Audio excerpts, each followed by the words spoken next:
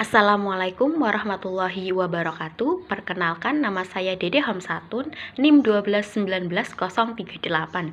Di sini pertama saya akan menjelaskan mengenai materi fikih jinayah, yaitu materi hudud.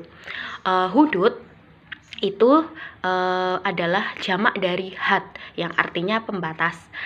Ya, pembatas di sini itu maksudnya adalah pembatas antara haram dan halal.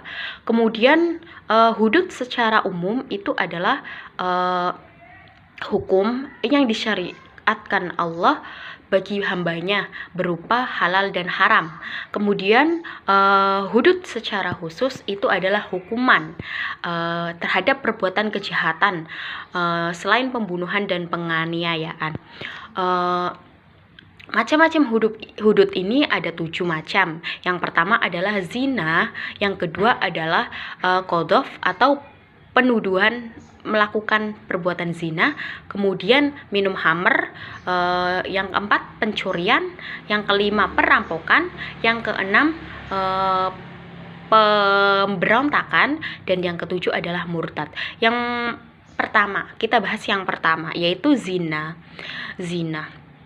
Seperti yang telah dijelaskan pada Quran surat Al-Isra ayat 32, di mana di sana dijelaskan bahwa dan janganlah kamu mendekati zina, karena zina itu adalah perbuatan yang keji dan jalan yang buruk. Mendekati zina saja tidak boleh atau ada larangannya, apalagi zina itu sendiri sudah pasti hukumannya sangat berat. Hudud ini adalah hukum dari Allah yang mana tidak boleh dikurangi ataupun dilebihi. Seperti yang tadi sudah dijelaskan bahwa pada Quran surat Al-Isra ayat 32 yang mana di sana adanya larangan untuk mendekati zina. Mendekati zina saja ada larangannya, apalagi zina itu sendiri sudah pasti hukumannya sangat berat. Yang mana jika dilihat dari pelakunya, zina itu dibagi menjadi 2 macam. Yang pertama yaitu zina muhson. Zina muhson itu zina yang dilakukan oleh seseorang yang telah menikah. Hukumannya adalah dirajam. Kemudian zina ghairu muhson. Zina ghairu muhson yaitu zina yang dilakukan oleh seseorang yang belum pernah menikah atau seseorang yang masih lajang, kemudian ia melakukan zina. Maka hukumannya adalah dengan 100 kali dicambuk dan 1 tahun diasingkan. Kemudian menurut pelakunya itu ada lagi, yaitu budak, di mana apabila budak melakukan zina maka hukumannya adalah setengah dari orang yang merdeka, yaitu 50 cambukan tanpa diasingkan. Kemudian gimana sih syaratnya atau syarat seseorang itu diberikan had zina? Yang pertama itu seorang yang telah balik atau berakal, di mana apabila orang yang telah melakukan zina itu adalah orang yang masih kecil, orang yang belum balik, maka itu tidak diberikan had zina, melainkan ia hanya diberi takzir, hukuman takzir. Kemudian syarat yang kedua apa sih?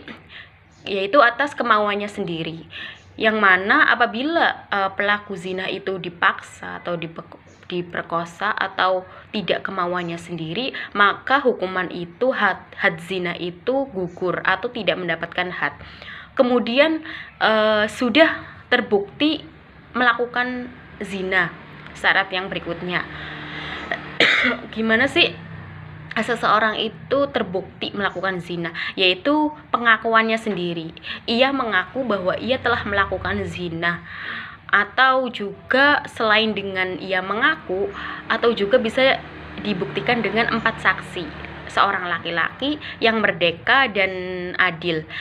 Maksud dari adil di sini itu maksudnya seseorang yang menjadi saksi itu bisa dipercaya omongannya, atau orang yang agamanya bagus, jadi bisa dipercaya omongannya.